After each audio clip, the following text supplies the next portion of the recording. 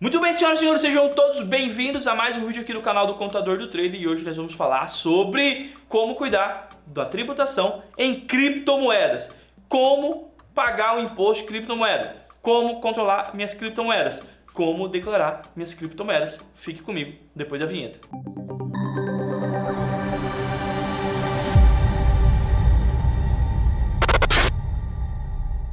Fala, senhoras e senhores, como cuidar do imposto de renda em criptomoeda. Primeira coisa que nós temos que entender é que esquece tudo que eu já falei aqui sobre day trade e swing trade. Não existe esse cenário. As criptoativos são alocadas como ganho de capital, mas também não é como Forex ou quando eu compro bolsa americana, que é ganho de capital em moeda estrangeira. Não é isso, mas sim ganho de capital em negociação de ativos. O imposto de renda será pago sempre sobre o lucro, O lucro é encontrado na sua movimentação mensal e vai se pagar 15% sobre ele, ok? Existe uma isenção, que é a isenção vinculada ao ganho de capital de movimentação de baixos valores, ok? Então até R$35 eu sou isento. E por último, não tem compensação de prejuízo. Senhoras e senhores, foi um abraço, acabou o vídeo, porque já falei tudo. Quem dera se fosse só isso, ok? Aqui eu trouxe as informações mais básicas em que todo mundo fala sobre isso. O que ninguém fala para você é o tanto de trabalho que você vai ter, principalmente com relação ao encontro do resultado. Se você já trabalha com criptomoeda, você vai entender o que é uma moeda par. Quando você transfere dinheiro, você tem movimentação ali, existe um monte de situação. Quem faz trade e trabalha com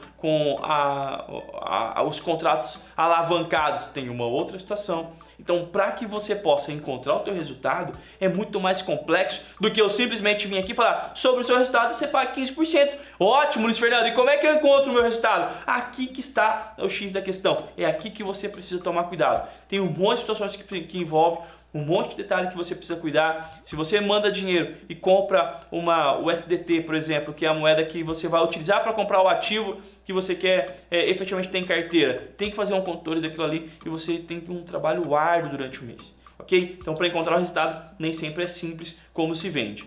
Bom, além disso, para que você possa cumprir com a sua responsabilidade de pagar o imposto, informar a Receita e cumprir com tudo aquilo que é obrigatório, e é obrigatório porque já está previsto, existe a Instrução Normativa 1888 de 2019, o próprio perguntão da Receita Federal, a própria Instrução Normativa do Imposto de Renda desse ano, de 2022, onde eu estou gravando, existe um monte de situações que envolve a questão dos criptoativos.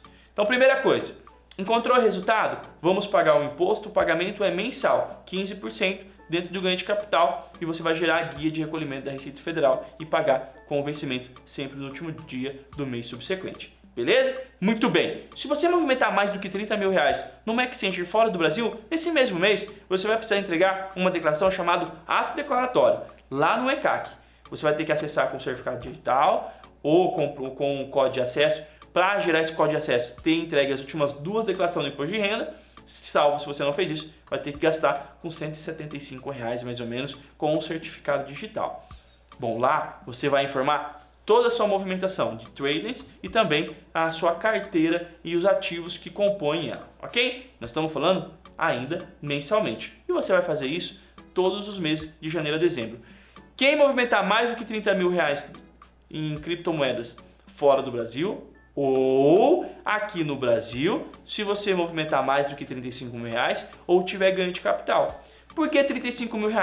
Que é a faixa de isenção para você movimentar. Então até R$35 mil eu estou isento. Se ultrapassar, gera-se a guia. Gerando-se a guia, gera também a obrigatoriedade de você fazer essa declaração mensal. Então, para criptoativos, eu tenho 3 situações que eu preciso cuidar. Aqui no Brasil são 2. Lembra? Pagamento mensal, declaração anual? Então, para criptomoedas somos 3. Pagamento mensal e tudo que envolve, todos os elementos que envolve, todo o trabalho árduo que se tem para encontrar o resultado, para gerar a guia e fazer o pagamento.